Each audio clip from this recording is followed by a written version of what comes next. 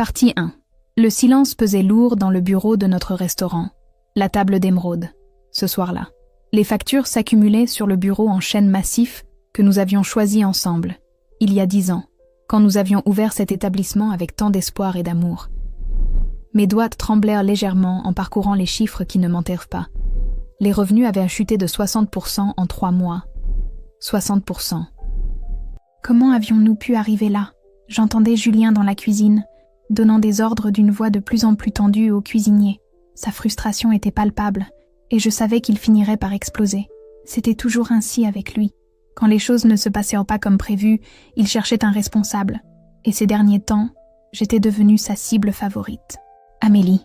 Sa voix résonna dans tout le restaurant, faisant sursauter même les derniers clients qui terminaient leur dessert. Je fermai les yeux un instant, respirant profondément avant de me lever. 18 ans de mariage m'avaient appris à reconnaître tous les tons de sa voix, et celui-ci n'annonçait rien de bon. Je le trouvais dans la cuisine, les mains sur les hanches, le visage rouge de colère. Les employés évitaient soigneusement son regard, s'affairant à leurs tâches avec une concentration exagérée. L'atmosphère était électrique, et je sentis mon estomac se nouer. « Qu'est-ce qui se passe encore ?» demandai-je, essayant de garder un ton calme malgré l'appréhension qui m'envahissait. « Ce qui se passe ?» Il éclata d'un rire amer. « Regarde autour de toi, Amélie. Nous avons eu 12 couverts ce soir. 12. Un mercredi soir, nous devrions être pleins à craquer. Et toi, tu me demandes ce qui se passe ?» Je regardais effectivement autour de moi. La cuisine, autrefois bruissante d'activité, semblait presque vide. Marc, notre chef de cuisine depuis l'ouverture, préparait mécaniquement les dernières commandes, mais son enthousiasme habituel avait disparu. Sophie, notre pâtissière, rangeait ses ustensiles avec une tristesse évidente dans les gestes. Même Pierre, notre serveur le plus fidèle, semblait abattu en nettoyant les tables de la salle. « Julien, nous devons parler de ce qui s'est passé ces derniers mois. Les changements que tu as imposés, les changements que j'ai imposés ?» Il se tourna vers moi, les yeux flamboyants. « Tu veux dire les décisions que j'ai prises pour sauver notre affaire ? Parce que pendant que tu passais tes journées à écrire tes petites recettes sur ton blog ridicule, moi, je me battais pour maintenir ce restaurant à flot. » Ces mots me frappèrent comme une gifle. Mon blog. Il avait toujours considéré ma passion pour l'écriture culinaire comme un passe-temps insignifiant, une distraction. Mais c'était bien plus que cela pour moi. C'était mon moyen d'expression, ma façon de partager ma passion pour la cuisine avec le monde. Et maintenant, il s'en servait comme d'une arme contre moi. Ce n'est pas juste, Julien. Tu sais très bien que j'ai toujours été impliquée dans la gestion du restaurant. J'étais là pour choisir les fournisseurs, pour élaborer les menus, pour... Pourquoi ? Il m'interrompit brutalement. Pour me compliquer la vie avec tes idées farfelues ? Pour insister sur des ingrédients hors de prix que nos clients ne savaient même pas apprécier ? Tu ne comprends rien aux affaires, Amélie. Rien du tout. Le silence se fit dans la cuisine. Même le bruit des casseroles avait cessé. Tous les employés nous regardaient maintenant, témoins malgré eux de cette dispute conjugale qui prenait des proportions qu'elle n'aurait jamais dû atteindre dans notre lieu de travail. « Très bien, » dis-je finalement, ma voix tremblante de colère contenue. « Si tu penses que je ne comprends rien aux affaires, pourquoi ne pas me l'expliquer ? Pourquoi ne pas me dire pourquoi tu as viré tous nos fournisseurs habituels pour faire appel à ceux de ton frère ? Pourquoi nos clients réguliers ne viennent plus ? Pourquoi ? Parce que ton frère propose des prix défiant toute concurrence. Voilà pourquoi, explosa-t-il. Parce que nous devions réduire nos coûts si nous voulions survivre. Parce que tes précieux fournisseurs artisanaux nous ruinaient. J'aurais voulu lui dire que la qualité avait un prix, que nos clients venaient justement pour cette différence que nous offrions, pour cette attention particulière que nous portions à chaque ingrédient. Mais je savais qu'il ne m'écouterait pas. Il ne m'écoutait plus depuis des mois. « Et la réunion du conseil d'administration de la semaine dernière ?» demandai-je, changeant de sujet pour aborder ce qui me faisait le plus mal. « Pourquoi ne m'as-tu pas convoqué ?» Son regard se durcit encore davantage. « Parce que j'ai pris une décision. À partir de maintenant, c'est moi qui gère entièrement le restaurant. Tu n'as plus à te soucier de ces questions. » « Comment ça ? Je n'ai plus à me soucier. » Ma voix monta malgré moi. « Julien, ce restaurant, c'est notre bébé à tous les deux. Nous l'avons construit ensemble, pierre par pierre. Comment peux-tu m'exclure ainsi ? » « Notre bébé ?» Il ricana. « Amélie, pendant que tu rêvais de devenir la nouvelle Julia Child avec ton blog, moi je me battais pour payer les factures. J'ai contracté des emprunts, négocié avec les banques, trouvé des solutions. Pendant que tu t'amusais à photographier des petits plats pour tes followers, moi je travaillais vraiment. » Ces mots me firent l'effet d'un coup de poignard. Comment pouvait-il réduire ma passion à un simple amusement ? Comment pouvait-il ignorer toutes les heures que j'avais passées à développer des recettes, à écrire des articles, à construire une communauté autour de notre amour commun pour la cuisine? Tu sais quoi? Je retirai mon tablier et le jetai sur le plan de travail. Si tu penses pouvoir t'en sortir tout seul, alors vas-y, gère ton restaurant comme tu l'entends, mais ne compte plus sur moi pour t'aider à rattraper tes erreurs. Je sortis de la cuisine sous le regard médusé des employés. Dans la salle, les derniers clients terminaient leur repas dans une atmosphère tendue, ayant probablement entendu des bribes de notre dispute. J'étais mortifiée. Jamais nous n'avions étalé nos problèmes conjugaux devant notre personnel et nos clients. De retour dans notre appartement au-dessus du restaurant, je m'effondrais sur le canapé, les larmes aux yeux. Comment en étions-nous arrivés là? Comment l'homme que j'avais épousé, celui qui partageait ma passion pour la cuisine, celui qui m'encourageait à écrire mes premières recettes, était-il devenu cette personne amère et méprisante? J'allumai mon ordinateur portable et ouvris mon blog, Les Saveurs d'Amélie. La page d'accueil affichait fièrement le compteur, 2048 573 abonnés. 2 millions. J'avais du mal à y croire moi-même parfois. Tout avait commencé si modestement, avec quelques recettes familiales que je voulais partager avec le monde. Aujourd'hui, mes articles étaient lus par des millions de personnes, traduits dans plusieurs langues, repris par des magazines culinaires internationaux. Je parcourus les commentaires de mon dernier article, publié la semaine précédente. Des centaines de messages de remerciements, de suggestions, de partage d'expériences. Ces personnes, éparpillées aux 4 coins du monde, formaient une véritable communauté. Ils me faisaient confiance. Ils attendaient mes conseils. Ils testaient mes recettes dans leur propre cuisine. Et Julien trouvait tout cela ridicule. Un message privé attira mon attention. C'était Sarah, une journaliste culinaire qui suivait mon blog depuis ses débuts. « Amélie, j'espère que tout va bien. J'ai entendu des rumeurs selon lesquelles votre restaurant traversait une période difficile. Si vous avez envie de parler, n'hésitez pas à m'appeler. Sarah, des rumeurs. Le milieu de la restauration était un petit monde, et les nouvelles circulaient vite. Notre chute était-elle déjà connue de tous? Cette pensée me fit frissonner. Je fermai l'ordinateur et me dirigeai vers la fenêtre qui donnait sur la rue. Le restaurant était maintenant fermé, les lumières éteintes. Dans quelques heures, une nouvelle journée commencerait, et avec elle, de nouveaux défis. Mais pour la première fois depuis l'ouverture de La Table d'Émeraude, je me demandais si j'avais encore envie de les affronter. Le lendemain matin, je me réveillai avec une migraine carabinée. Julien était déjà parti au marché, comme chaque matin depuis 10 ans. Mais cette fois, il n'avait pas pris la peine de me réveiller pour que je l'accompagne. Cette tradition, qui avait toujours été un moment privilégié entre nous, venait de prendre fin. Je descendis au restaurant vers 10 heures. L'atmosphère était étrange, pesante. Les employés me saluaient avec une politesse forcée, évitant soigneusement de mentionner la dispute de la veille.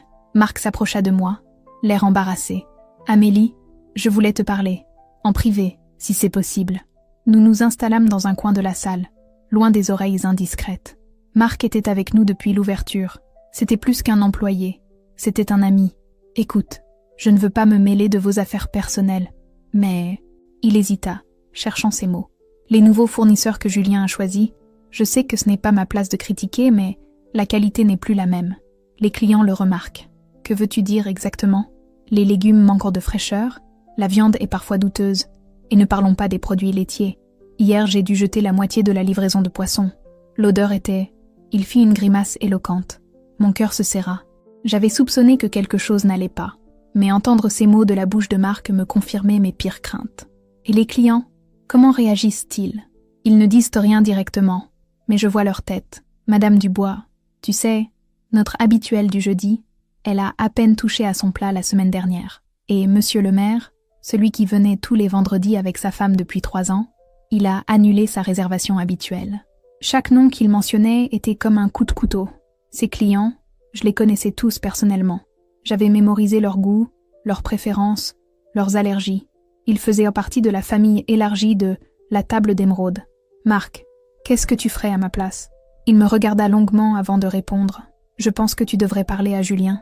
Lui faire comprendre que les économies qu'il réalise sur les fournisseurs coûtent bien plus cher en perte de clientèle. Mais il hésita encore. Je pense aussi que tu devrais t'impliquer davantage dans la gestion. Tu as toujours eu un don pour comprendre ce que voulaient les clients. Julien ne veut plus que je m'implique dans la gestion. Il pense que je ne comprends rien aux affaires. Alors il se trompe. La voix de Sophie, notre pâtissière, nous fit sursauter. Elle s'était approchée sans que nous la remarquions. « Pardonnez-moi, je n'ai pas pu m'empêcher d'entendre.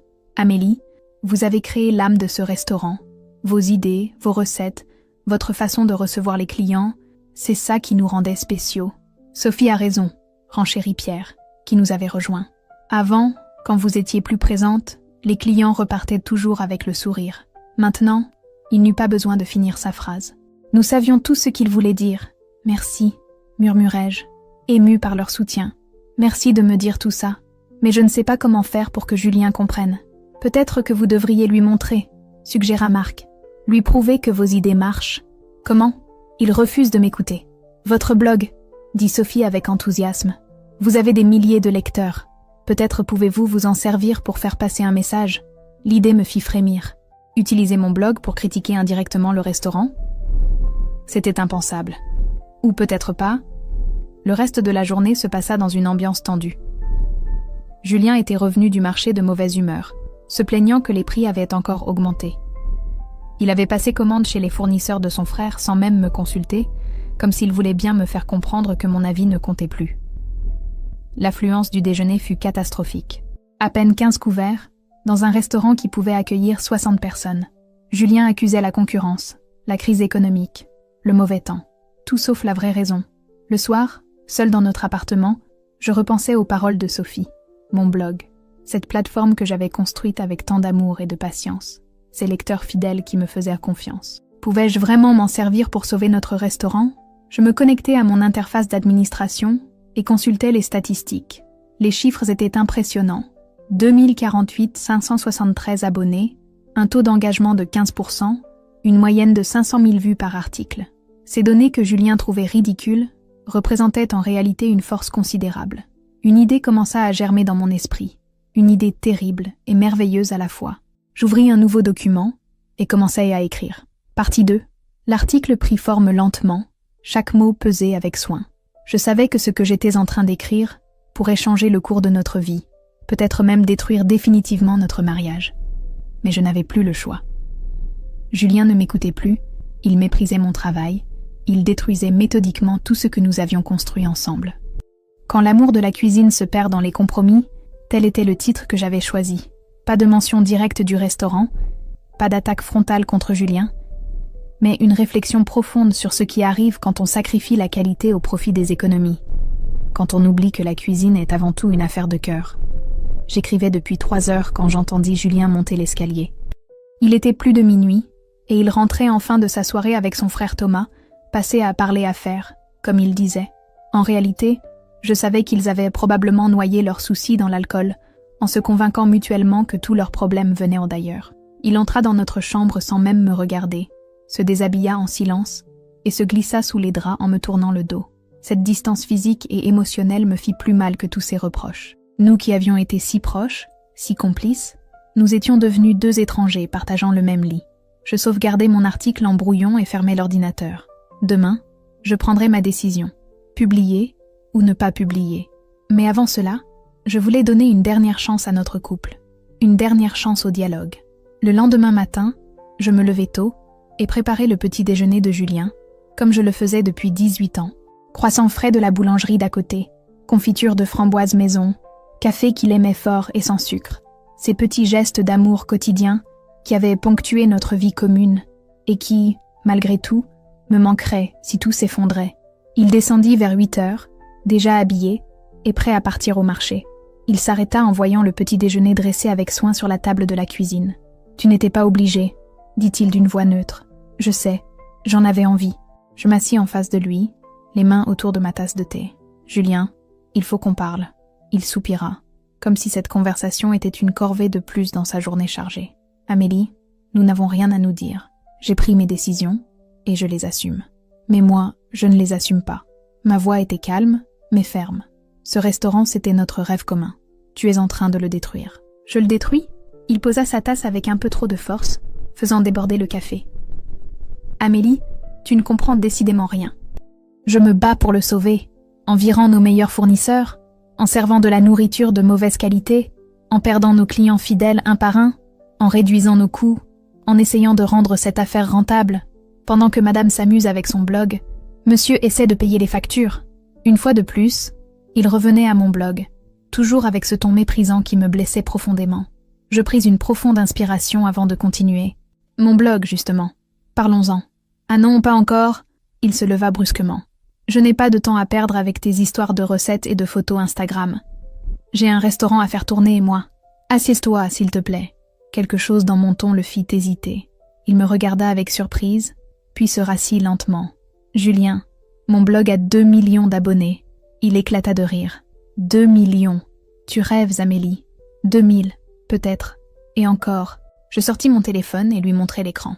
Il se pencha, incrédule, et je vis son visage changer d'expression au fur et à mesure qu'il lisait les chiffres. 2 48 573 abonnés, pour être exact. Et mon dernier article a été lu par plus de 800 000 personnes en une semaine. Il resta silencieux, fixant l'écran comme s'il voyait un fantôme.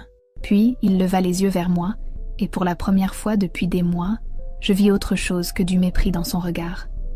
De la surprise, de l'incompréhension, et peut-être même une pointe de respect. Comment est-ce possible? Parce que j'ai travaillé, Julien. Pendant que tu pensais que je m'amusais, j'ai construit quelque chose. J'ai créé du contenu de qualité, j'ai établi une relation de confiance avec mes lecteurs, j'ai développé ma marque personnelle. Il continua à fixer les chiffres, comme s'il n'arrivait pas à y croire. Mais tu ne m'as jamais dit, tu ne m'as jamais demandé, et quand j'essayais de t'en parler, tu me coupais la parole en disant que c'était un passe-temps ridicule. Un long silence s'installa entre nous. Je voyais presque les rouages de son cerveau fonctionner, recalculer toutes ses certitudes. L'homme d'affaires en lui commençait à comprendre ce que représentèrent ces chiffres. Et, financièrement, c'était bien lui. Toujours ramener les choses à l'argent. Mais cette fois, j'étais préparée. L'année dernière, mon blog m'a rapporté plus de 300 000 euros. Partenariats, publicité, collaboration avec des marques, vente de livres de recettes. Il faillit tomber de sa chaise. 300 000 euros? Oui. Et cette année, on devrait dépasser les 500 000. Mais, où va cet argent? Sur un compte séparé. Je me suis dit que ça nous ferait un petit coussin pour les mauvais jours. Je marquai une pause. Apparemment, les mauvais jours sont arrivés. Julien se prit la tête dans les mains. Quand il releva les yeux, j'y vis une confusion profonde, comme s'il découvrait qu'il ne me connaissait pas vraiment. Pourquoi tu ne m'as rien dit? Parce que tu n'as jamais pris mon travail au sérieux. Parce que chaque fois que j'essayais de te parler de mes projets, tu balayais ça d'un revers de main. Parce que tu as fini par me faire croire que ce que je faisais n'avait aucune valeur. Il se leva et fit les 100 pas dans la cuisine, les mains dans les cheveux. Je ne savais pas. Je pensais vraiment que quoi? Que j'étais une petite épouse qui s'amusait pendant que monsieur travaillait? Non, enfin, peut-être. Il s'arrêta et me regarda. Amélie, j'ai été stupide. C'était la première fois depuis des mois qu'il reconnaissait une erreur. Un petit espoir naquit en moi. Julien, nous pouvons encore sauver le restaurant. Ensemble. Mais il faut que tu acceptes que nous soyons partenaires à égalité. Comment? Avec ton blog? Entre autres. Mais d'abord, il faut revenir aux bases. Retrouver nos vrais fournisseurs. Rétablir la qualité qui faisait notre réputation. Reconquérir nos clients. Il s'assit lourdement. Les fournisseurs de Thomas nous font économiser 40% sur nos achats. Et ils nous font perdre 60% de notre clientèle. Tu vois le problème? Pour la première fois, je le vis vraiment réfléchir à mes paroles au lieu de les rejeter automatiquement. Mais si nous revenons aux anciens fournisseurs, avec la baisse de chiffre d'affaires actuelle, nous ne pourrons plus payer les traites de la banque.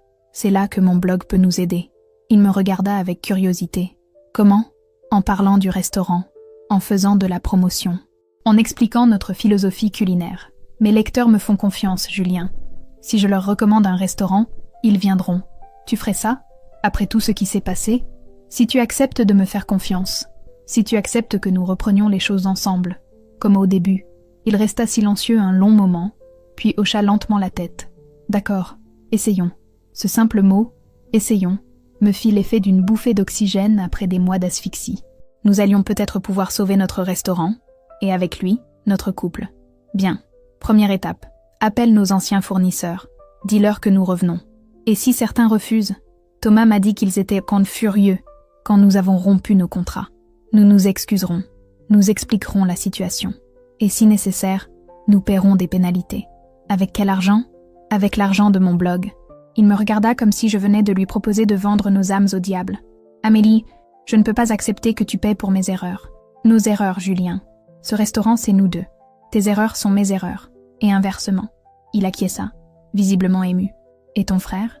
Comment vais-je lui annoncer que nous arrêtons de travailler avec ses fournisseurs, en lui disant la vérité, que nous avons fait une erreur et que nous devons la corriger? Il va être furieux, probablement, mais c'est notre affaire qui est en jeu, pas la sienne. Julien se leva et se dirigea vers le téléphone. Je vais commencer par appeler Bernard, notre ancien fournisseur en légumes. Pendant qu'il passait ses coups de fil, j'ouvris mon ordinateur et relus l'article que j'avais écrit la veille. Il était bon, peut-être même excellent, mais il n'était plus d'actualité. Notre réconciliation changeait tout. Je supprimai le texte et commençai à en écrire un nouveau. Celui-ci serait différent, optimiste, constructif, parlant de renouveau et de retour aux sources. Il raconterait l'histoire d'un couple qui avait failli perdre son restaurant par orgueil et incompréhension, mais qui avait su retrouver le chemin de l'excellence culinaire. Bernard accepte de nous reprendre, annonça Julien depuis le salon. Il dit qu'il a toujours su que nous reviendrions. Je souris. Bernard nous connaissait bien. Il avait été notre premier fournisseur, celui qui nous avait fait découvrir les meilleurs producteurs de la région. C'était un homme de parole, et je savais qu'il nous aiderait à retrouver la qualité qui avait fait notre réputation. Les heures suivantes passèrent dans un tourbillon d'appels téléphoniques. Certains anciens fournisseurs acceptèrent immédiatement de reprendre nos livraisons, d'autres demandèrent des explications, quelques-uns exigèrent des garanties financières. Mais petit à petit, nous reconstituions notre réseau de partenaires de qualité. Le plus difficile fut l'appel à Thomas. Julien dut s'y reprendre à 3 fois avant de composer le numéro. La conversation fut houleuse. Je l'entendais crier depuis la cuisine. Thomas accusait son frère d'ingratitude, de folie, de sabordage économique. Julien tint bon, expliquant que c'était une question de survie pour le restaurant. Quand il raccrocha, il était pâle et tremblant. Il m'a dit que j'étais manipulée par ma femme et que je le regretterais. « Tu regrettes ?» Il me regarda longuement, puis secoua la tête. « Non, j'aurais dû t'écouter depuis le début. » Cette phrase simple effaça des mois de rancœur et de malentendus. Nous nous prîmes dans les bras pour la première fois depuis si longtemps, et je sentis que nous avions une chance de reconstruire quelque chose de beau ensemble. « Maintenant, dis-je en me dégageant doucement de son étreinte, il faut que j'écrive l'article le plus important de ma carrière de blogueuse. L'article sur le restaurant? Oui, mais pas n'importe comment. Il faut que ce soit parfait, authentique, émouvant. Les gens doivent sentir notre passion, notre engagement, notre retour aux vraies valeurs. Tu penses vraiment que ça peut marcher? J'en suis certaine. Mes lecteurs cherchent l'authenticité, la vraie cuisine, les vraies histoires. Notre histoire en est une, avec ses hauts et ses bas, ses erreurs et sa rédemption. Je passais le reste de la journée à peaufiner mon article. Je racontais sans fausse pudeur notre parcours, l'ouverture du restaurant, nos années de bonheur, la crise, nos erreurs, notre prise de conscience, et maintenant notre détermination à retrouver l'excellence. Je parlais de nos nouveaux menus, élaborés avec les meilleurs produits de la région, de notre équipe passionnée, de notre accueil chaleureux. Mais surtout, je parlais d'amour, l'amour de la cuisine, l'amour du métier, l'amour des clients. Car c'était cela, au fond, qui faisait la différence. Tous les restaurants pouvaient servir de la nourriture, mais seuls ceux qui le faisaient avec amour marquaient vraiment les esprits. En fin d'après-midi, l'article était terminé. Je le relus une dernière fois, apportai quelques corrections mineures, puis l'envoyai à Julien pour qu'il le lise. Il resta silencieux pendant qu'il parcourait le texte, et je vis ses yeux s'humidifier à plusieurs reprises. Quand il l'eut terminé, il leva les yeux vers moi. C'est magnifique, Amélie. Tu as réussi à mettre des mots sur tout ce que nous ressentons. Tu penses que je peux le publier? Oui. Non. Attends. Il se leva soudainement. Il faut que je fasse quelque chose avant. Il disparut dans la cuisine, et je l'entendis s'affairer. Une demi-heure plus tard, il revint avec un plateau où était disposé le plus beau repas qu'il m'ait préparé depuis des années. Foie gras de canard poêlé aux figues, magret aux épices, fromages affinés, tarte aux poires et chocolat. Tout était parfait. Julien, c'est notre nouveau menu, celui dont tu parles dans ton article. Je voulais que tu y goûtes en première, que tu me dises s'il est à la hauteur de tes attentes. J'étais émue aux larmes. Il avait cuisiné pour moi comme au temps de nos fiançailles, avec cette attention particulière, cette recherche de la perfection qui faisait de lui un grand chef. Nous dînâmes en silence, savourant chaque bouchée. Tout était délicieux, raffiné, équilibré. C'était le Julien que j'avais épousé qui était revenu, celui qui savait que la cuisine était un art avant d'être un commerce. « Alors ?» demanda-t-il quand j'eus terminé. « C'est parfait, absolument parfait. Nos clients vont adorer. » Il sourit, et pour la première fois depuis des mois, ce sourire atteignit ses yeux. Dans ce cas, tu peux publier ton article. Je me dirigeais vers l'ordinateur, le cœur battant. J'avais écrit des centaines d'articles, mais aucun n'avait jamais eu autant d'importance. Celui-ci pourrait sauver notre restaurant, notre mariage, notre avenir. Je cliquais sur « Publier » et l'article apparut immédiatement sur mon blog. Il était accompagné de photos que j'avais prises dans l'après-midi, la façade du restaurant, la salle élégamment décorée, quelques-uns des plats du nouveau menu, et une photo de Julien et moi en cuisine, souriants et complices. « C'est fait », annonçai-je. Julien vint se placer derrière moi et posa ses mains sur mes épaules. Nous regardâmes ensemble l'article s'afficher sur l'écran, ce petit bout de notre vie offert en pâture au monde entier. « Et maintenant ?» demanda-t-il. « Maintenant, nous attendons, et nous nous préparons à accueillir nos clients comme ils le méritent. » Ni lui ni moi ne pouvions imaginer ce qui nous attendait. Partie 3. Les premières réactions ne se firent pas attendre. Moins d'une heure après la publication, mon téléphone commença à vibrer incessamment. Notifications de commentaires, messages privés, partages sur les réseaux sociaux. L'article prenait une ampleur que je n'avais pas anticipée. « Regarde ça !» dis-je à Julien en lui montrant l'écran. Déjà 3000 commentaires et 15 000 partages. Il se pencha par-dessus mon épaule, incrédule. En une heure, les réseaux sociaux, c'est comme ça. Quand quelque chose touche les gens, ça se propage à une vitesse folle. Je parcourais rapidement les commentaires, le cœur battant. La plupart étaient positifs, émouvants même. Des lecteurs qui partageaient leurs propres expériences de couple en difficulté, d'autres qui saluèrent notre courage de nous remettre en question, certains qui promettèrent de venir dîner au restaurant dès que possible. « Celui-là est formidable », murmurai-je en lisant à voix haute. « Merci Amélie pour cette leçon d'humilité et d'amour. Votre histoire prouve qu'il n'est jamais trop tard pour reconnaître ses erreurs et repartir sur de bonnes bases. Mon mari et moi traversons nous aussi une période difficile avec notre petite entreprise, et votre article nous donne de l'espoir. Nous serons à la table d'émeraude vendredi soir. » Julien était ému. « Elle va vraiment venir ? Apparemment. Et regarde, il y en a d'autres. » Je fis défiler les commentaires. Celui-ci dit qu'il habite à 2 heures de route, mais qu'il organisera un week-end spécialement pour venir chez nous. Et là, une dame qui dit qu'elle va offrir un dîner au restaurant à son fils pour son anniversaire. Mais tous les commentaires n'étaient pas positifs. Certains lecteurs critiquaient notre récupération commerciale, d'autres mettaient en doute la sincérité de notre démarche. Une femme écrivait « Facile de jouer sur l'émotion pour remplir un restaurant vide. Si vous étiez vraiment passionné, vous n'auriez jamais laissé les choses se dégrader à ce point. Elle n'a pas tort, admit Julien après avoir lu ce commentaire.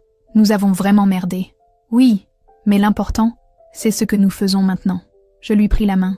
Et puis, regarde plutôt ça. Je lui montrai un message privé qui venait d'arriver. Il provenait de Claire Dubois, une critique gastronomique réputée que je suivais depuis des années sur les réseaux sociaux. Chère Amélie, votre article m'a profondément touchée. J'ai connu des hauts et des bas similaires dans ma propre carrière. Si vous le souhaitez, j'aimerais venir dîner chez vous la semaine prochaine. Non pas pour une critique officielle, mais pour découvrir ce renouveau dont vous parlez avec tant de passion. Bien à vous, Claire Dubois. Julien devint livide. Claire Dubois ? La Claire Dubois ? Celle qui peut faire ou défaire un restaurant d'un seul article ? Elle-même. Mais regarde, elle précise que ce ne sera pas pour une critique officielle. Elle vient par curiosité, par empathie. Amélie, si elle n'aime pas, elle aimera. Ma voix était pleine d'assurance. Parce que nous allons lui servir le meilleur repas de sa vie.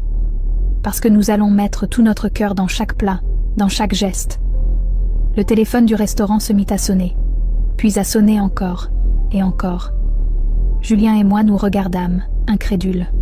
Il était 21h30 un mardi soir, et notre téléphone n'avait pas sonné autant depuis des mois. « Je réponds ?» demanda Julien. « Vas-y. Restaurant La Table d'Émeraude. Bonsoir. » Sa voix tremblait légèrement. Une pause. « Oui, nous prenons les réservations. Pour quand souhaiteriez-vous venir ? » Encore une pause. « Vendredi soir ? » Je regarde. « Oui, nous avons encore de la place. »« À quelle heure ? » Il griffonna rapidement sur un carnet. « Parfait, c'est noté. »« Merci beaucoup. » Il raccrocha et me regarda, les yeux brillants. « Une réservation pour 4 personnes vendredi soir.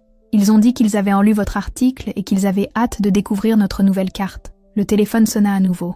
Puis encore. En l'espace d'une heure, nous prîmes 12 réservations pour les jours suivants. 12 réservations qui représentaient plus de couverts que nous n'en avions eu durant toute la semaine précédente. « Mon Dieu !» murmura Julien en raccrochant après la 12e conversation. « Qu'est-ce qui se passe ? Ce qui se passe, c'est que les gens ont envie d'authenticité. Ton article leur a touché parce qu'il était vrai. sincère. Dans un monde où tout semble artificiel, il cherche du réel. Je continuais à surveiller les statistiques de l'article. Les chiffres grimpaient de manière exponentielle. 50 000 vues, 100 000, 200 000.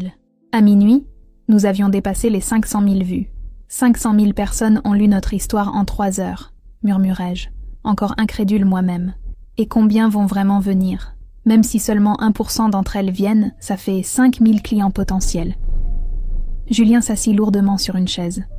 5 000 clients. Amélie, nous ne sommes pas prêts. Notre équipe, nos stocks, notre organisation... Il avait raison. Nous avions tellement pris l'habitude du calme plat que nous avions réduit nos effectifs, diminué nos commandes, relâché notre vigilance. Comment allions-nous gérer un afflux soudain de clientèle? Nous allons nous adapter, déclarai-je, avec une détermination que je ne me connaissais pas. Demain matin, tu rappelles tous les employés que nous avons dû laisser partir. Tu augmentes les commandes. Tu vérifies que tout l'équipement fonctionne parfaitement. Et s'ils ne peuvent pas revenir, certains ont trouvé d'autres emplois, alors nous en trouvons d'autres. Julien, c'est notre chance de sauver le restaurant. Nous ne pouvons pas la gâcher. Il hocha la tête, mais je voyais l'inquiétude dans ses yeux. Après des mois de galère, il avait du mal à croire que nous pouvions vraiment nous en sortir. Et si c'est juste un feu de paille? Demanda-t-il. Si les gens viennent une fois par curiosité et ne reviennent jamais, alors nous ferons en sorte qu'ils reviennent, en leur offrant une expérience inoubliable, en leur montrant que nous méritons leur confiance. Nous restâmes éveillés jusqu'à 3 heures du matin, planifiant les jours suivants, organisant la remobilisation de l'équipe, ajustant les menus, calculant les quantités nécessaires. C'était la première fois depuis des mois que nous travaillions vraiment ensemble, comme une équipe, et malgré la fatigue, je me sentais revivre. Le lendemain matin, Julien partit tôt au marché avec une liste de courses 3 fois plus longue que d'habitude. Il avait passé une grande partie de la nuit au téléphone avec nos fournisseurs, expliquant la situation, négociant des livraisons d'urgence, s'excusant pour les mois difficiles que nous avions traversés. De mon côté, je me chargeais de contacter nos anciens employés. Ce fut une expérience humiliante et émouvante à la fois. Certains étaient amers, nous reprochant de les avoir abandonnés quand nous avions eu des difficultés. D'autres, plus compréhensifs, acceptèrent immédiatement de revenir nous aider. Marie, notre ancienne serveuse, éclata en sanglots au téléphone. « Amélie, j'ai lu votre article cette nuit. J'ai pleuré comme une madeleine. Bien sûr que je reviens. La table d'émeraude, c'était ma famille. Antoine, un jeune commis que nous avions formé et qui travaillait maintenant dans une brasserie de chêne, fut plus direct. J'arrive cet après-midi. Cette brasserie me tue à petit feu. Chez vous, au moins, on fait de la vraie cuisine. » En fin de matinée, nous avions reconstitué presque toute notre équipe. Ceux qui ne pouvaient pas revenir immédiatement s'étaient engagés à nous aider pendant les week-ends. L'émotion était palpable quand ils commencèrent à arriver au restaurant. Il y eut des embrassades, des larmes, des rires nerveux. Nous étions de nouveau réunis. Marc, notre chef de cuisine, prit les choses en main avec son efficacité habituelle. « Bon, maintenant que nous sommes tous là, au travail. Nous avons 3 jours pour nous remettre en ordre de bataille. Julien, où en sont les livraisons ?» L'après-midi fut un tourbillon d'activités. Nous révisions les recettes, ajustions les portions, testions les nouveaux plats que Julien avait élaborés. L'ambiance était électrique, mélange d'excitation et d'appréhension. Nous savions que nous jouions gros. Vers 15 heures, Sophie arriva en courant de la salle. « Amélie, il y a une équipe de télévision dehors. Ils veulent vous interviewer. » Je regardais par la fenêtre.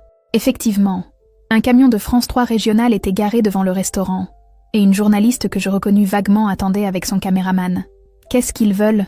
demanda Julien, soudain panique. Ils ont dû lire l'article.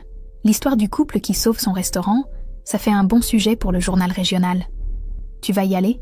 J'hésitais.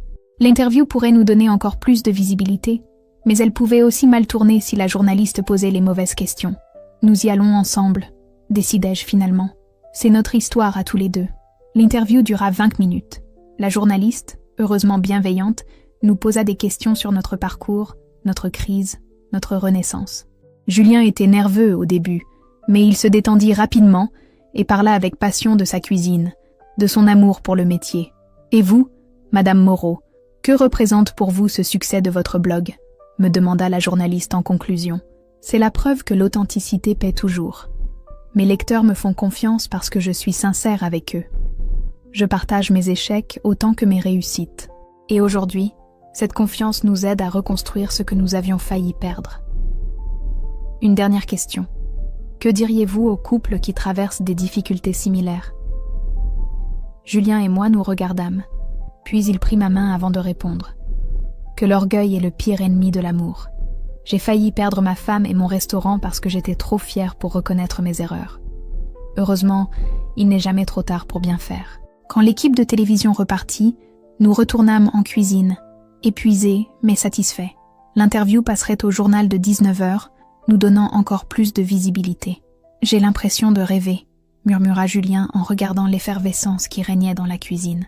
Hier, nous étions au bord de la faillite, et aujourd'hui, nous avons une seconde chance. Je l'embrassai tendrement. Mais attention, le plus dur commence maintenant. Il faut être à la hauteur des attentes que nous avons créées. Il hocha la tête, le regard déterminé. Nous y arriverons, ensemble. Le soir même, nous organisâmes une réunion avec toute l'équipe. Assis autour de la grande table de la salle privée, nous fîmes le point sur la situation. Les réservations continuaient d'affluer. Nous en étions à plus de 60 pour les 3 jours suivants. 60 couverts, répéta Marc pensif. C'est faisable, mais il va falloir être parfaitement coordonné. Aucune erreur ne sera tolérée. Et en salle? Demandai-je à Marie. Avec Pierre et Antoine en renfort, nous devrions nous en sortir. Mais il faudra peut-être revoir l'organisation des tables pour optimiser le service. Nous passâmes 2 heures à tout planifier dans le moindre détail. Qui ferait quoi? Quand? Comment? Les rôles de chacun, les procédures d'urgence, les solutions de secours. Nous n'avions pas le droit à l'erreur. Quand la réunion se termina, vers 23h, l'équipe était soudée et motivée comme jamais. En les regardant partir, je me dis que nous avions peut-être perdu quelques batailles, mais que nous n'avions pas encore perdu la guerre. « Tu penses que nous y arriverons ?» me demanda Julien une fois que nous fûmes seuls. « J'en suis certaine. Regarde ce que nous avons accompli en une journée. Regarde l'énergie de l'équipe. Regarde l'amour que nous avons tous pour ce métier. Comment pourrions-nous échouer ?» Il me serra dans ses bras, et je sentis qu'il retrouvait confiance. Demain serait un grand jour, le premier jour de notre nouvelle vie. Partie 4. Le vendredi soir arriva plus vite que nous ne l'avions anticipé. À 17h, la cuisine était dans un état de préparation méthodique que nous n'avions pas connu depuis des mois. Les légumes étaient taillés avec une précision chirurgicale, les sauces mijotaient doucement, les viandes marinaient dans leur préparation secrète.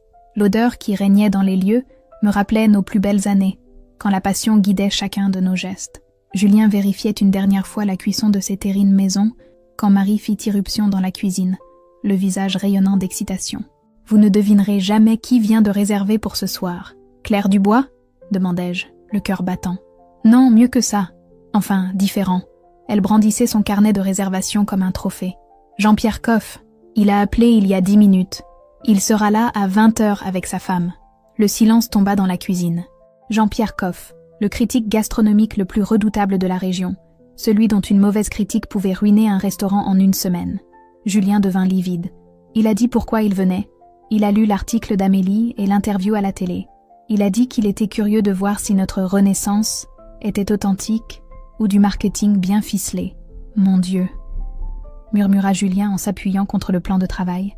« S'il n'aime pas, il aimera », le coupai-je avec une assurance que j'étais loin de ressentir. Parce que nous allons lui servir le repas de sa vie. Marc, notre chef de cuisine, prit les choses en main. « Bon, tout le monde au travail. Jean-Pierre Coff ou pas, nous avons un service à assurer.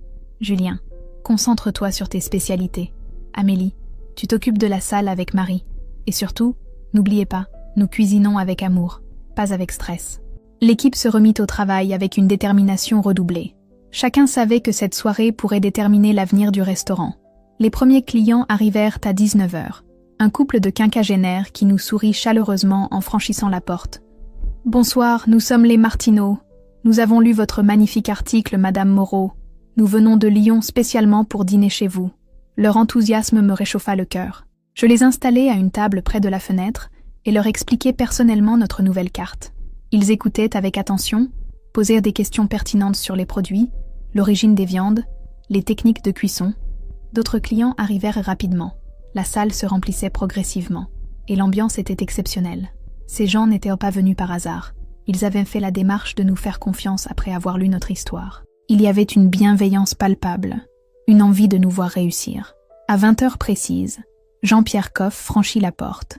Grand, imposant, le regard perçant derrière ses lunettes, il était exactement tel que je l'avais imaginé. Sa femme, plus discrète, l'accompagnait en souriant poliment. « Bonsoir, monsieur Koff », dis-je en m'avançant vers lui. « C'est un honneur de vous recevoir. » Il me scruta de la tête aux pieds, puis hocha la tête. « Madame Moreau, j'espère. Votre article m'a intrigué. Voyons si la réalité est à la hauteur de vos mots. » Je les installai à une table légèrement à l'écart, comme il l'avait demandé.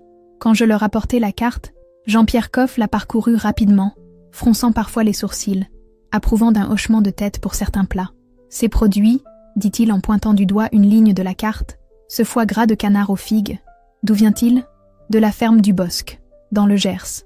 Monsieur du Bosc élève ses canards en liberté totale et les nourrit exclusivement au maïs de sa production. C'est un artisan que nous connaissons depuis l'ouverture du restaurant.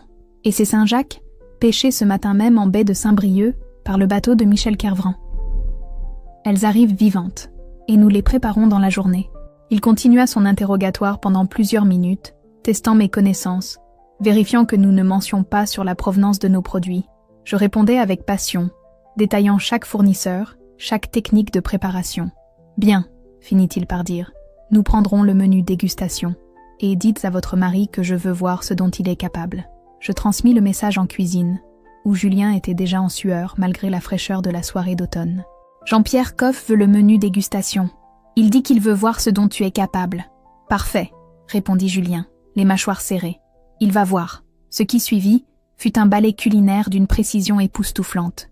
Chaque plat qui sortait de cuisine était une œuvre d'art, à la fois visuellement parfait et parfumé à la perfection. L'amuse-bouche, une mini tartelette de chèvre frais aux herbes de Provence et miel de lavande, partit vers la table de Jean-Pierre Koff portée par Marie comme s'il s'agissait du Saint Graal. Je surveillais discrètement sa réaction.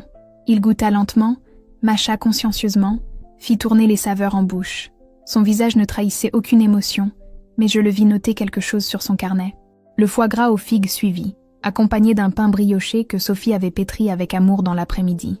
Cette fois, je vis Jean-Pierre Koff fermer les yeux en dégustant, signe qu'il appréciait réellement.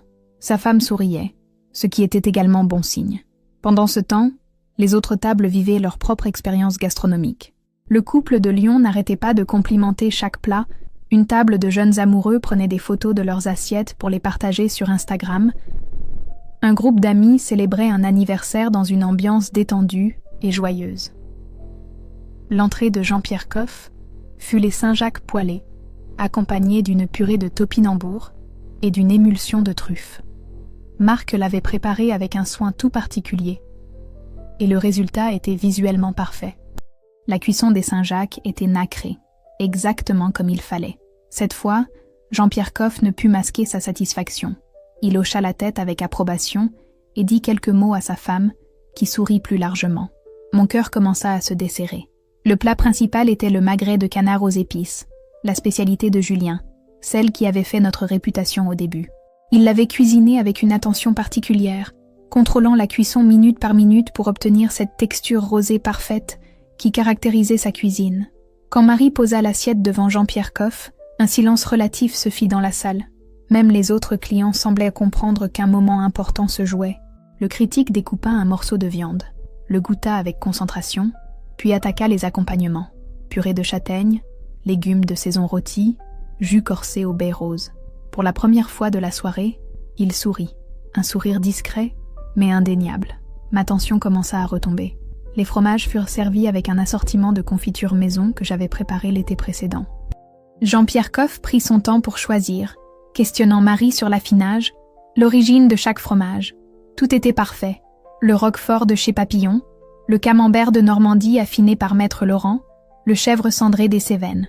Enfin vint le dessert, la tarte aux poires et chocolat qui était devenue ma signature. Sophie avait surpassé son talent habituel, créant une œuvre d'art qui alliait finesse visuelle et équilibre des saveurs. La pâte était croustillante, les poires fondantes, le chocolat onctueux sans être écœurant. Jean-Pierre Koff prit sa première bouchée, et je vis ses yeux s'écarquiller légèrement. Il mâcha lentement, savourant chaque note, puis reprit immédiatement une deuxième bouchée. C'était gagné. À la fin du repas, il demanda à voir Julien. Mon mari sortit de cuisine, les mains encore tremblantes de fatigue et d'émotion. Jean-Pierre Koff se leva et lui tendit la main. « Monsieur Moreau, c'était remarquable. Vous cuisinez comme on n'en voit plus beaucoup aujourd'hui, avec technique et âme. Votre magret était parfait, et je ne dis pas cela à la légère. Julien rougit de plaisir.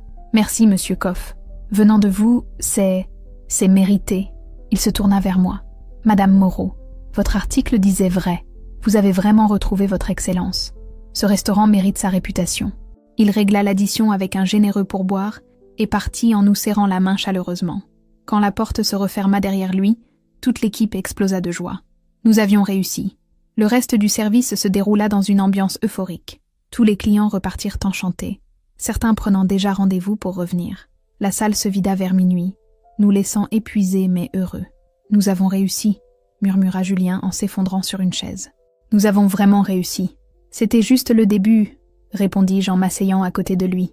Demain, nous avons 45 couverts, et dimanche, 52. Il sourit. Tu crois que nous tiendrons le rythme? Avec l'équipe que nous avons? Bien sûr. Marc nous rejoignit, encore en tenue de cuisine. Félicitations, patron, patronne. Ce soir, nous avons montré de quoi nous étions capables. Merci, Marc. Sans toi, sans toute l'équipe... c'est ça, une famille, m'interrompit-il. On se serre les coudes dans les moments difficiles. Nous passâmes encore 1 heure à débriefer la soirée, analysant chaque détail, notant les points à améliorer pour les services suivants. Puis, l'équipe rentra chez elle, nous laissant seuls dans le restaurant. Tu sais ce que j'ai pensé en voyant Jean-Pierre Koff goûter ton magret?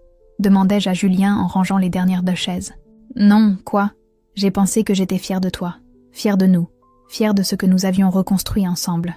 Il s'approcha de moi et me prit dans ses bras. Sans toi, sans ton blog, sans ta confiance en nous, nous aurions tout perdu. Tu m'as sauvée, Amélie. Tu nous as sauvés. Nous nous sommes sauvés mutuellement. C'est ça, l'amour véritable. Nous remontâmes dans notre appartement, fourbus, mais sereins. Pour la première fois depuis des mois, l'avenir nous souriait. Mon blog affichait maintenant plus de 800 000 vues pour l'article sur notre renaissance, et les commentaires continuaient d'affluer. Mais le plus beau message que je reçus ce soir-là ne venait pas d'un lecteur inconnu. Il était de Thomas, le frère de Julien, qui avait été si furieux de notre décision d'abandonner ses fournisseurs. Julien, Amélie, j'ai suivi ce qui vous arrive depuis quelques jours. J'ai lu l'article, vu l'interview, et j'avoue que j'ai eu tort de me mettre en colère. Vous aviez raison de privilégier la qualité. J'espère que nous pourrons nous réconcilier bientôt. Je suis fière de vous, Thomas. Même ton frère nous soutient maintenant, dis-je à Julien en lui montrant le message. Il a toujours eu du mal à admettre ses erreurs, répondit-il en souriant. Ça doit lui coûter de reconnaître qu'il s'est trompé. L'important, c'est qu'il le fasse. Demain, nous pourrions l'inviter à dîner, en famille. Bonne idée. Nous avons assez de chicanes comme ça. Cette nuit-là, nous dormîmes profondément, paisiblement, pour la première fois depuis des mois. Le cauchemar était fini. Notre nouvelle vie commençait. Le lendemain matin, je fus réveillée par la sonnerie insistante de mon téléphone. Il était 8 heures, et j'avais du mal à émerger. L'écran affichait un numéro que je ne connaissais pas. Allô? Bonjour Madame Moreau, ici Stéphanie Renard, de l'émission Saveurs de France, sur France 2. Nous aimerions faire un reportage sur votre restaurant et votre blog. Seriez-vous disponible pour en discuter? Je me redressai dans le lit, soudain parfaitement réveillée. Saveurs de France était l'émission culinaire la plus regardée de France. Participer à ce programme pourrait donner à notre restaurant une visibilité nationale. Bien sûr, répondis-je. Quand souhaiteriez-vous venir? Le plus tôt possible. Votre histoire fait déjà beaucoup parler dans le milieu. Nous pourrions être là dès la semaine prochaine si cela vous convient. Julien, réveillé par ma conversation, me regardait avec des yeux interrogateurs. Je lui fis signe que c'était important. Parfait, dis-je à la journaliste. Nous vous attendons. Quand je raccrochais, Julien était assis dans le lit, parfaitement éveillé. Qu'est-ce qui se passe? France 2 veut faire un reportage sur nous. Il resta silencieux un long moment, puis secoua la tête avec incrédulité. Il y a 1 semaine, nous étions au bord de la faillite. Aujourd'hui, France 2 s'intéresse à nous. C'est de la folie. C'est la magie des réseaux sociaux et de l'authenticité, répondis-je en l'embrassant. Quand on touche les gens au cœur, tout devient possible. Nous descendîmes prendre notre petit déjeuner, et je consultai une dernière fois les statistiques de mon blog. L'article approchait maintenant du 1 million de vues, un record absolu pour moi. Mais plus que les chiffres, c'étaient les messages qui me touchaient. Des centaines de personnes nous remerciaient de leur avoir redonné espoir, de leur avoir montré qu'il était possible de se relever après un échec. Tu sais quoi? Dis-je à Julien en refermant l'ordinateur. Je pense que nous ne mesurons pas encore l'ampleur de ce qui nous arrive. Cette histoire dépasse largement notre petit restaurant. Nous sommes devenus un symbole. Un symbole de quoi? De l'espoir, de la réconciliation, de la possibilité de recommencer. Dans notre époque où tout va si vite, où on jette tout dès qu'il y a un problème, nous avons montré qu'on pouvait réparer, reconstruire, retrouver l'amour. Il me prit la main et la serra tendrement. Et nous ne faisons que commencer. Partie 5. Les semaines qui suivirent furent un tourbillon incessant. Le reportage de France 2 avait été diffusé un mardi soir à 1 heure de grande écoute. Et l'impact fut immédiat et considérable. Le lendemain matin, notre téléphone sonnait sans interruption. Les réservations affluaient de toute la France. Certaines personnes étant prêtes à faire des centaines de kilomètres pour venir dîner chez nous. « Amélie, nous avons un problème », m'annonça Marie en arrivant au restaurant ce matin-là, les traits tirés par l'épuisement. « J'ai reçu plus de 200 demandes de réservation depuis hier soir. Nous sommes complets jusqu'en février. Février de l'année prochaine !» Je regardais le planning qu'elle me tendait, incrédule. Chaque case était remplie, parfois avec une liste d'attente. Notre petit restaurant de 60 couverts était devenu l'un des plus demandés de la région. « Et ce n'est pas tout », continua Marie. « J'ai eu 3 appels de journalistes ce matin, 2 demandes d'interview radio, et un éditeur qui veut vous proposer d'écrire un livre sur votre histoire. Un livre. » L'idée ne m'avait jamais effleurée, mais maintenant qu'elle était évoquée, elle me séduisait. Raconter notre parcours, nos erreurs, notre renaissance, partager avec le plus grand nombre les leçons que nous avions apprises. « Qu'est-ce que tu en penses ?» demandai-je à Julien qui venait de nous rejoindre, encore en tenue de cuisine. « Je pense que nous sommes en train de vivre quelque chose d'extraordinaire, » répondit-il en s'essuyant les mains sur son tablier. « Mais je pense aussi que nous devons rester vigilants. Le succès peut être aussi dangereux que l'échec. » Il avait raison. Ces dernières semaines, j'avais vu quelque chose changer dans notre équipe, dans notre restaurant, parfois même en nous. L'affluence était telle que nous avions dû embaucher 3 personnes supplémentaires. L'ambiance familiale que nous chérissions tant commençait à se perdre dans la course effrénée du service. « Hier soir, » continua Julien, « j'ai surpris Antoine en train de prendre une photo de lui avec un client pour Instagram. Et Sophie a passé plus de temps à expliquer ses desserts aux journalistes qu'à les préparer. Tu as peur que nous perdions notre âme ? J'ai peur que nous reproduisions les mêmes erreurs qu'avant, mais dans l'autre sens. Avant, je ne pensais qu'aux économies. Maintenant, je risque de ne penser qu'au succès médiatique. » Sa lucidité me rassura. C'était bien l'homme que j'avais épousé qui me parlait, celui qui savait prendre du recul et analyser les situations avec justesse. « Que proposes-tu ? » Une réunion d'équipe. Ce soir, après le service. Il faut qu'on parle de tout ça, qu'on remette les choses au clair. L'idée était excellente. Nous convoquâmes tout le personnel pour 23 heures, après le départ du dernier client. L'ambiance était étrange quand nous nous installâmes autour de la grande table de la salle privée. Il y avait de l'excitation dans l'air, mais aussi une certaine tension. « Voilà où nous en sommes », commença Julien en montrant le carnet de réservation. « Complet jusqu'en février. Des demandes de partout en France. Des journalistes qui viennent à manger ici presque chaque soir. C'est formidable, non ?» demanda Antoine, visiblement ravi de cette notoriété soudaine. « C'est formidable, mais c'est aussi dangereux, » répondis-je. « Nous risquons de perdre ce qui fait notre force. L'authenticité, la proximité avec nos clients, l'amour du travail bien fait. » Marc hocha la tête. Amélie a raison. Ces derniers jours, j'ai senti qu'on commençait à cuisiner pour les journalistes et les réseaux sociaux plutôt que pour le plaisir de nos clients. « Qu'est-ce que tu veux dire ?» demanda Sophie, sur la défensive. « Je veux dire qu'hier, tu as refait 3 fois ton dessert pour qu'il soit parfait en photo. Résultat, la table 12 a attendu 20 minutes et les clients n'étaient pas contents. Un silence gêné s'installa. Sophie rougit, mais ne protesta pas. Elle savait que Marc avait raison. « Écoutez, » repris-je, « je ne veux pas jouer les rabat-joie. Ce succès, nous l'avons mérité. Vous l'avez mérité. Mais nous ne devons jamais oublier pourquoi nous faisons ce métier. Pour nourrir les gens, dit Pierre simplement. Exactement. Pour leur faire plaisir, pour leur offrir un moment de bonheur. Pas pour être à la une des magazines ou pour avoir des milliers de likes sur Instagram. » Julien prit le relais. Nous allons donc établir quelques règles. Première règle, aucune photo en cuisine pendant le service. Les journalistes devront s'adapter à nos horaires, pas l'inverse. Deuxième règle, ajoutai-je, nous gardons du temps pour nos clients habitués. Même si nous sommes complets, nous réservons toujours quelques tables pour les gens de la région qui nous ont soutenus depuis le début. Troisième règle, continua Julien, la qualité avant tout. Si nous ne pouvons pas assurer le même niveau d'excellence avec 60 couverts par soir, nous en ferons 50. Marc leva la main. Et la pression médiatique? Chaque soir, nous avons au moins un journaliste en salle. Ça me stresse. J'ai l'impression d'être jugée en permanence. C'est normal, répondis-je. Mais rappelle-toi que ces journalistes ne viennent pas pour te piéger. Ils viennent parce qu'ils ont entendu parler de ton talent. Cuisine comme tu sais le faire, avec passion, et tout ira bien. La réunion dura encore 1 heure. Nous abordâmes tous les sujets. La gestion des réservations, l'organisation du service, les relations avec la presse, l'équilibre entre notre vie professionnelle et personnelle. Quand elle se termina, l'atmosphère était plus détendue. L'équipe avait compris qu'il ne s'agissait pas de freiner le succès, mais de l'accompagner intelligemment. Une dernière chose, dis-je, avant que tout le monde se sépare. N'oubliez jamais que vous faites partie d'une famille. Ce restaurant, c'est notre maison commune. Prenez-en soin. Les jours suivants confirmèrent la justesse de notre approche. En reprenant le contrôle de notre succès au lieu de le subir, nous retrouvâmes l'équilibre qui nous avait manqué. Les services redevinrent fluides, l'ambiance en cuisine s'apaisa, et surtout, les clients repartirent avec le sourire. Mon blog continuait son ascension fulgurante. L'article sur notre renaissance avait dépassé les 2 millions de vues, et j'avais gagné plus de 300 000 nouveaux abonnés en 1 mois. Les propositions de partenariat pleuvaient, les marques se disputaient mes recommandations. Les éditeurs me pressaient d'écrire un livre. « Tu vas accepter ?» me demanda Julien un soir, alors que nous examinions ensemble la proposition d'un éditeur parisien réputé. « Pour le livre, j'y pense sérieusement, mais pas tout de suite. D'abord, je veux que nous stabilisions la situation du restaurant.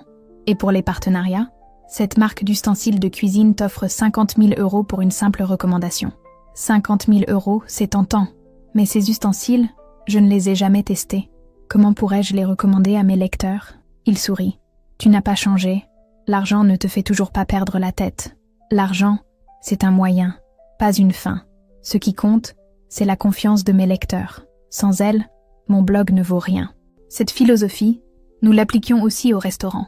Malgré les sollicitations de chaînes de télévision qui voulaient nous filmer en permanence, malgré les propositions de franchise qui nous auraient rapporté des fortunes, nous restions fidèles à nos valeurs. Un matin de novembre, je reçus un appel qui allait encore changer notre vie. C'était Michel Larocque, la présentatrice de l'émission « Rendez-vous en terre inconnue ». « Madame Moreau, votre histoire nous a beaucoup touchés. Nous aimerions vous proposer quelque chose d'un peu particulier. Je vous écoute. Que diriez-vous de partir 15 jours en Thaïlande pour découvrir la cuisine locale et la faire connaître à vos lecteurs? Nous documenterions votre voyage et vous pourriez ensuite créer une série d'articles sur cette expérience. » L'offre était alléchante, mais elle soulevait un problème majeur. « Madame Larocque, c'est une proposition magnifique, mais nous ne pouvons pas fermer le restaurant 15 jours. Nos clients, et si nous emmenions aussi votre mari, vous pourriez découvrir ensemble cette cuisine, et au retour, créer des plats de fusion français-thaï pour votre restaurant. » L'idée était séduisante. Depuis notre réconciliation, Julien et moi n'avions pas pris une seule journée de congé. Nous étions happés par le succès du restaurant, pris dans un tourbillon qui ne nous laissait aucun répit. Laissez-moi en parler à mon mari et à notre équipe. Je vous rappelle, quand je proposai l'idée à Julien, ses yeux s'illuminèrent pour la première fois depuis des semaines. « La Thaïlande? Tu es sérieuse? » « Tout à fait. 15 jours là-bas, à découvrir une cuisine que nous ne connaissons pas, à apprendre de nouveaux techniques, à nous inspirer pour de nouveaux plats. Mais le restaurant, Marc peut assurer l'intérim. Et puis, nous pouvons programmer ce voyage pendant une période plus calme. » Il réfléchit quelques instants, puis hocha la tête avec enthousiasme. « Faisons-le. Nous avons besoin de prendre du recul, de nous retrouver, de redécouvrir pourquoi nous aimons la cuisine. » L'équipe accueillit l'idée avec un mélange d'excitation et d'appréhension.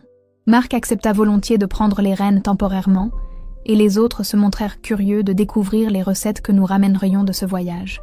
« Vous méritez ces vacances, » déclara Sophie. « Depuis des mois, vous n'arrêtez pas.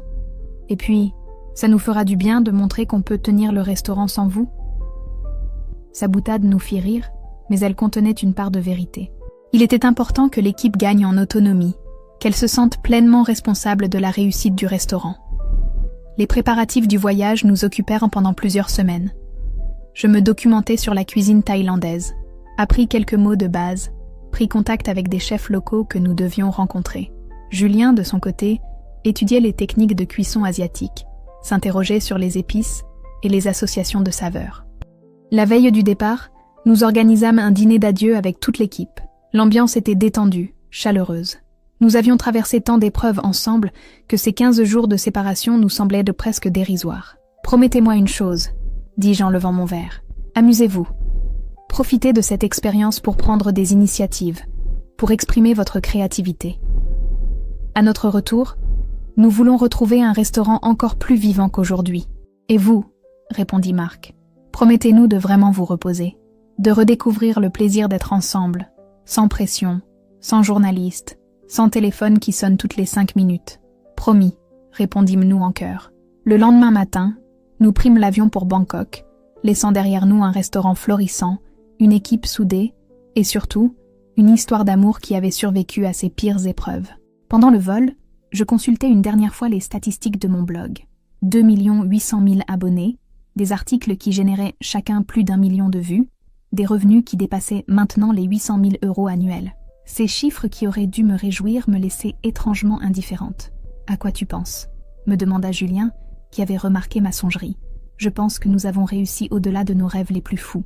Mais je pense aussi que le plus important, ce n'est pas le succès, c'est d'avoir retrouvé notre complicité. » Il me prit la main et la serra tendrement. « Tu as raison, le reste, c'est du bonus. » L'avion survola les nuages, nous emportant vers une nouvelle aventure. Mais pour la première fois depuis des mois, cette aventure était la nôtre, pas celle de nos médias ou de nos clients, juste la nôtre. En arrivant à Bangkok, nous fûmes accueillis par la moiteur tropicale et un parfum d'épices qui nous fit immédiatement saliver. Notre guide, un jeune homme souriant nommé Somchai, nous attendait avec un panneau à nos noms. « Bienvenue en Thaïlande. Vous êtes prêts pour découvrir la vraie cuisine de mon pays ?»« Plus que prêts, » répondis-je en souriant. « Nous sommes impatients d'apprendre. » Les premiers jours furent une révélation. Nous découvrîmes des saveurs inconnues, des techniques de cuisson ancestrales, une philosophie culinaire basée sur l'équilibre entre le sucré, le salé, l'acide et le piquant. Chaque repas était une leçon, chaque marché une exploration. « Regarde ça !» dit Julien en examinant un fruit étrange sur un étal. « Je n'ai jamais rien vu de pareil. »« Comment ça se cuisine ?» Le vendeur, un vieux monsieur édenté mais souriant, nous fit goûter le fruit et nous expliqua en anglais approximatif comment le préparer. Cette simplicité, cette générosité dans le partage du savoir culinaire nous touchèrent profondément. Le soir, dans notre petit hôtel, nous prenions des notes, élaborions des idées de fusion, imaginions comment adapter ces découvertes à notre cuisine française. Mais surtout, nous parlions. De nous, de nos rêves, de nos projets. Ces conversations nous avaient manqué plus que nous ne l'avions réalisé. « Tu sais ce qui me fait le plus plaisir dans ce voyage ?» me dit Julien un soir, alors que nous dînions sur une terrasse face au Mékong. « Nos découvertes culinaires ? Non, c'est de te retrouver. La vraie Amélie, pas la blogueuse célèbre ou la patronne stressée. Juste ma femme, celle que j'ai épousée il y a 18 ans. » Ces mots me firent monter les larmes aux yeux. Il avait raison. Quelque part dans le tourbillon du succès, j'avais perdu une partie de moi-même. Ce voyage était en train de me la rendre. « Moi aussi je te retrouve », murmurai-je. Le vrai Julien, celui qui cuisine par passion, pas par obligation. Celui qui s'émerveille devant une simple technique de découpe ou une association d'épices originales. Nous passâmes le reste de la soirée à planifier notre retour, non pas en termes logistiques, mais en termes d'état d'esprit. Comment garder cette sérénité retrouvée? Comment préserver notre couple des tentations du succès? Comment rester nous-mêmes malgré la notoriété? Nous établirons des règles, décida Julien. Une soirée par semaine rien que pour nous. Pas de téléphone, pas de clients, pas de réseaux sociaux. Juste nous deux. Et un week-end par mois. Nous fermons le restaurant pour partir quelque part, en amoureux. Tu crois que l'équipe acceptera? Si nous leur expliquons que c'est pour préserver notre couple et donc l'avenir du restaurant, bien sûr qu'ils accepteront. Cette nuit-là, nous fîmes l'amour avec une tendresse que nous avions oubliée. Non pas l'amour mécanique de deux époux fatigués, mais la passion retrouvée de deux âmes qui se redécouvraient. Le lendemain, nous partîmes visiter une école de cuisine dans le nord du pays. Ce que nous y découvrîmes allait changer notre vie, encore une fois. Partie 6. Conclusion. L'école de cuisine que nous découvrîmes ce matin-là dans les montagnes du nord de la Thaïlande allait bouleverser notre vision de l'enseignement culinaire. Ce n'était pas une école traditionnelle, mais plutôt un centre communautaire où des femmes du village apprenaient à cuisiner pour améliorer leurs revenus familiaux. Ces femmes, nous expliqua Niran, la directrice du centre, n'ont pas eu accès à l'éducation formelle, mais elles possèdent un savoir culinaire ancestral extraordinaire. Nous leur apprenons les bases de l'hygiène alimentaire, de la gestion, Et en échange, elles nous transmettent leurs recettes secrètes. Je regardais ces femmes travailler, leurs gestes précis et gracieux, leur concentration totale. Elles cuisinaient avec une joie simple qui me rappela pourquoi j'étais tombée amoureuse de ce métier. Pas pour la gloire ou l'argent, mais pour le plaisir pur de créer quelque chose de beau et de bon. « Amélie » murmura Julien à mon oreille. « J'ai une idée folle. » « Laquelle ? Et si nous créions quelque chose de similaire en France ? Pas une école de cuisine classique, mais un endroit où les gens pourraient venir apprendre, partager, transmettre. L'idée me séduisit immédiatement.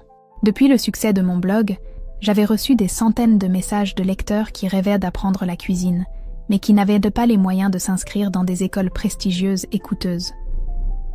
Tu penses à quoi exactement ? À un centre de formation populaire, où nous enseignerions les bases de la cuisine française, mais aussi les cuisines du monde, où les gens pourraient venir avec leurs propres recettes familiales et les partager. Un lieu d'échange, de transmission, de création collective. Plus il parlait, plus l'idée prenait forme dans mon esprit. Nous pourrions utiliser la notoriété de mon blog et le succès du restaurant pour créer quelque chose d'utile, de généreux. Rendre à la communauté ce qu'elle nous avait donné. Nous pourrions l'installer dans l'ancienne ferme de tes parents, suggérai-je. Elle est assez grande, et avec quelques aménagements. Exactement. Et nous pourrions proposer des tarifs très abordables, peut-être même des cours gratuits pour les personnes en difficulté, financés par les revenus de mon blog et les bénéfices du restaurant. Un projet social autant qu'économique. Nous passâmes le reste de notre séjour en Thaïlande à affiner cette idée, à rencontrer d'autres initiatives similaires, à noter tout ce qui pourrait nous inspirer. L'enthousiasme nous gagnait de jour en jour. Ce projet représentait l'aboutissement logique de notre parcours. Après avoir failli tout perdre, puis tout retrouver, nous voulions partager notre expérience et nos connaissances. Le vol du retour fut consacré à l'élaboration d'un véritable business plan. Combien d'élèves pourrions-nous accueillir ? Quels cours proposer ? Comment organiser les espaces ? Quel partenariat développer avec les producteurs locaux ? Tu te rends compte ? dis-je à Julien alors que l'avion survolait l'Europe. Il y a 6 mois, nous étions au bord du divorce et de la faillite. Aujourd'hui, nous planifions l'ouverture d'une école de cuisine. C'est la preuve que rien n'est jamais perdu, qu'il faut juste savoir saisir les bonnes opportunités au bon moment. Et avoir la chance d'être épaulé par quelqu'un qui nous aime. Il me prit la main et la serra tendrement. Pour ça, nous avons eu de la chance tous les deux. Notre retour fut triomphal. L'équipe nous accueillit comme des héros, impatiente de connaître nos découvertes culinaires. Marc avait brillamment tenu les rênes du restaurant en notre absence, prouvant que notre confiance était justifiée. « Alors, ces 15 jours ?» demanda-t-il avec un sourire complice. « Transformateur !» répondit Julien. « Nous avons rapporté de quoi renouveler complètement notre carte. Et nous avons aussi un projet à vous présenter. » La réunion d'équipe de ce soir-là fut mémorable. Nous présentâmes nos nouvelles recettes, nos idées de plats fusion, mais surtout notre projet d'école de cuisine. L'accueil fut enthousiaste. « Vous voulez dire que nous pourrions tous enseigner ?» demanda Sophie, les yeux brillants. « Bien sûr. Chacun de vous a des compétences particulières à transmettre. Cette école, ce serait un projet collectif. Et les horaires ? S'inquiéta Marie. Nous organiserons les cours en fonction de nos disponibilités au restaurant. Le but n'est pas de nous épuiser, mais de partager notre passion. » Pierre leva la main. « Moi, j'aimerais bien enseigner le service en salle, montrer aux jeunes comment bien accueillir les clients, comment servir avec élégance. » Excellente idée, approuvai-je. Nous pourrions proposer des formations complètes, cuisine, pâtisserie, service, gestion d'un restaurant. L'enthousiasme était contagieux. Chacun commençait à imaginer sa contribution à ce projet, à réfléchir aux cours qu'il pourrait donner, aux techniques qu'il aimerait transmettre. Les semaines suivantes furent consacrées à la finalisation du projet. Je publiai un article sur mon blog pour annoncer la création prochaine de l'école des saveurs partagées, expliquant notre philosophie et nos objectifs. La réaction fut immédiate et massive. En 3 jours, nous reçûmes plus de 5000 demandes d'inscription. 5000 répéta Julien, abasourdi. Comment allons-nous faire ? Nous ne pouvons accueillir que 50 personnes par session. Nous commencerons petit et nous grandirons progressivement. L'important, c'est de bien faire les choses. Pendant que nous préparions l'ouverture de l'école, le restaurant continuait de prospérer. Les plats fusion que nous avions rapportés de Thaïlande remportaient un succès fou. Jean-Pierre Coff revint dîner et publia un article dithyrambique sur notre capacité d'innovation constante. Claire Dubois nous consacra une chronique entière dans son magazine, saluant notre génie créatif et notre authenticité préservée. Mon blog atteignit les 3 millions d'abonnés. et les propositions commerciales se multipliaient.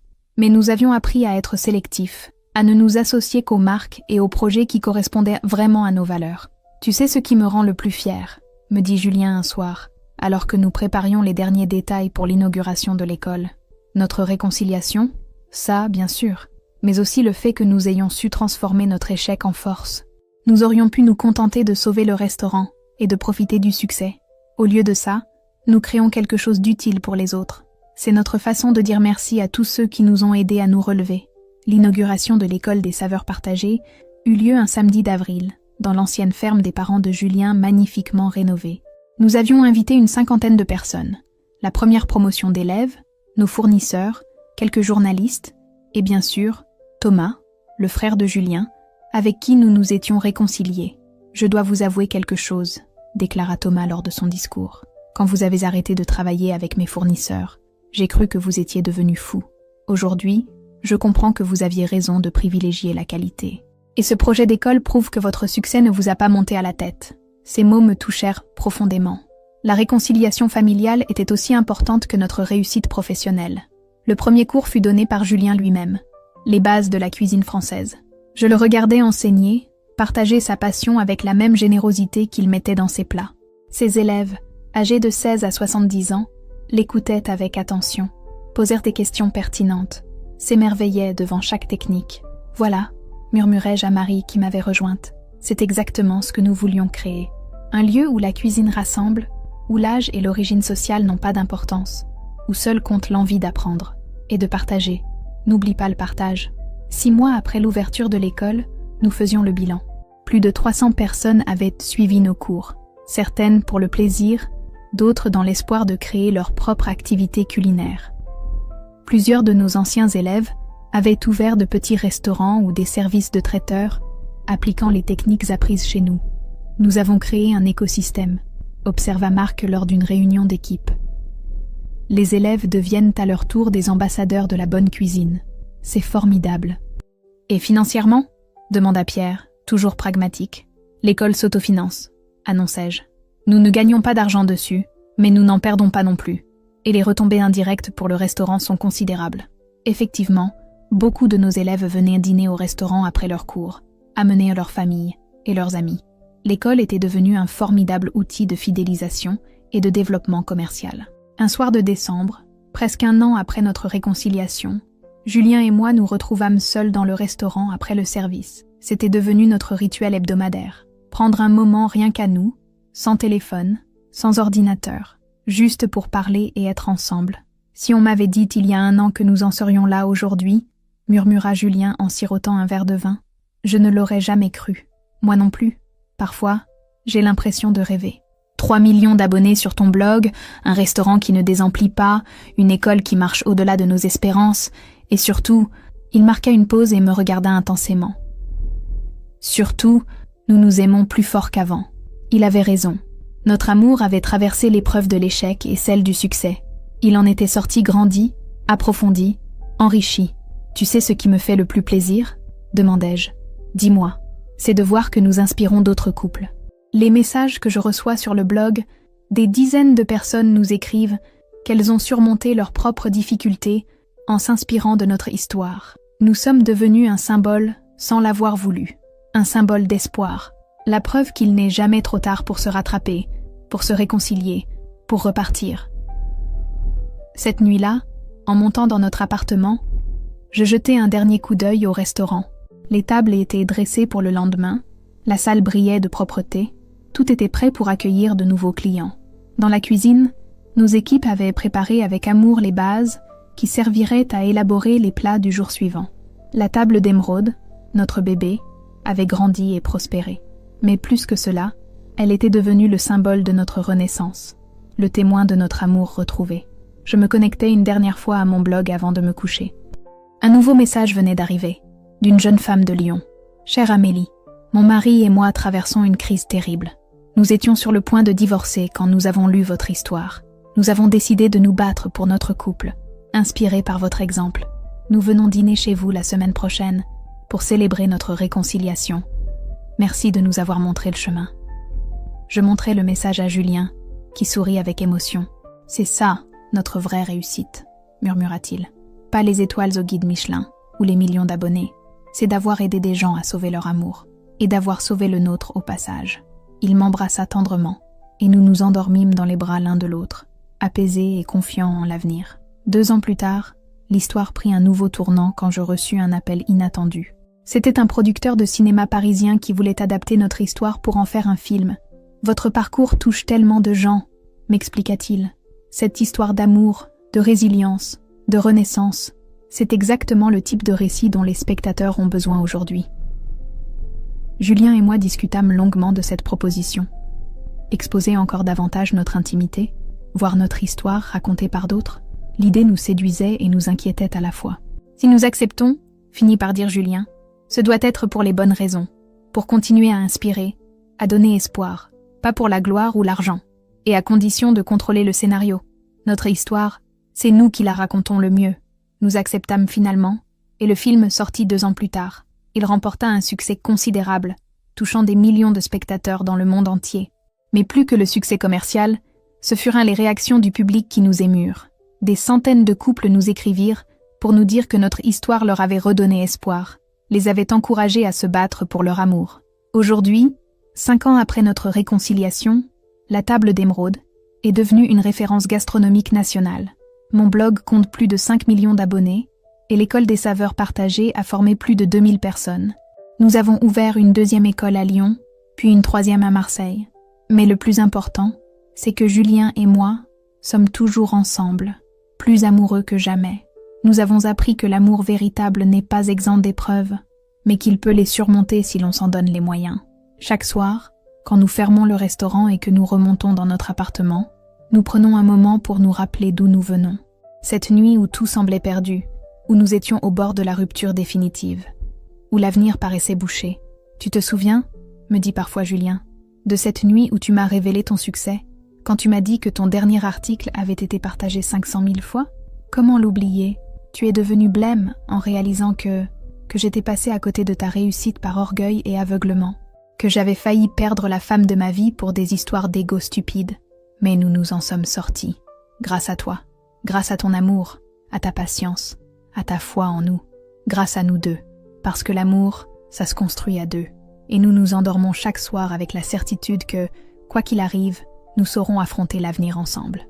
Car nous avons appris la plus précieuse des leçons, que l'amour véritable, comme la bonne cuisine, demande du temps, de la patience et beaucoup de cœur. Notre histoire continue, jour après jour, plat après plat, article après article, et elle continuera tant que nous aurons la chance de nous aimer et de partager cette chance avec le monde entier.